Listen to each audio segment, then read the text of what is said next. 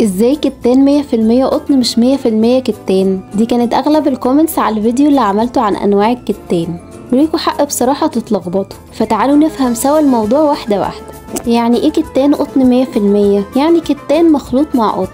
طب ليه 100%؟ ده معناه ان مفيش اي نسبة بوليستر. طب ليه اصلا يخلطوا الكتان مع القطن؟ لسببين، اولهم ان الكتان لوحده غالي جدا، فخلطه مع مواد تانية اكيد هيقلل من سعره. الكتان كمان ملمسه خشن وبيتكرمش بسرعة على عكس القطن ناعم وطبعا مش بيتكرمش زي الكتان. طب الكتان الخام نظامه نلاقيه فين ونعرفه ازاي؟ الكتان الخام للاسف سعره غالي والطلب عليه مش كتير، عشان كده وجوده نادر جدا في اماكن زي الازهر، مع ان الخامة مناسبة جدا للصيف.